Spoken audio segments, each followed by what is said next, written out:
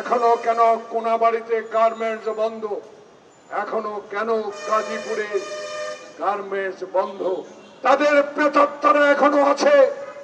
এই আজকে একটি পত্রিকায় আমি দেখেছি একজন সাবেক সভাপতি একটি বিবৃতি দিয়েছে, এই সাবেক সভাপতির আমলে বাংলাদেশে গার্মেন্টসকে ধ্বংস করে হিন্দুস্তানে নিয়ে যাওয়ার এই পায়চারা করেছিল এই ব্যক্তিটি।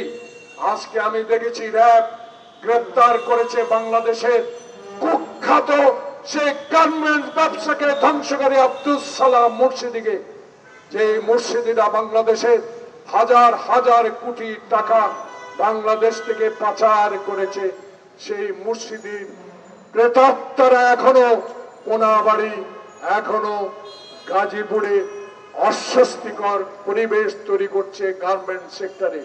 এটা শুধু আপনাকে নয়, আপনার সরকারকে আজকে বাংলাদেশে মানুষের কাছে অপমান করার যে প্রয়াস নিচ্ছে, এদের বিরুদ্ধে অনতিবিলম্বে ব্যবস্থা নেওয়া উচিত বলে জনগণ মনে করে। আগামী 5 তারিখে শহীদের রক্তে রঞ্জিত সরকারের 2 মাস শেষ হবে। এখনো তো এনএসআই ডিজিডিএফআই আছে।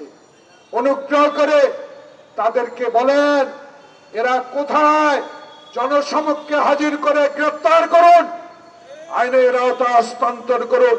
তাহলে মানুষ আপনাদেরকে যেমনি বিশ্বাস করে বঙ্গভবনে শপথ করিয়ে প্রধানমন্ত্রীর কার্যালয়ে বসিয়ে দিয়েছেন।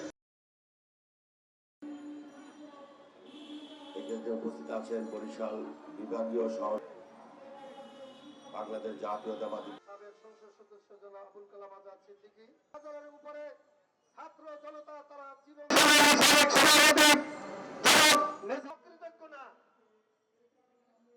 বাংলাদেশের জাতির বিবেক এই সরকারের কাছে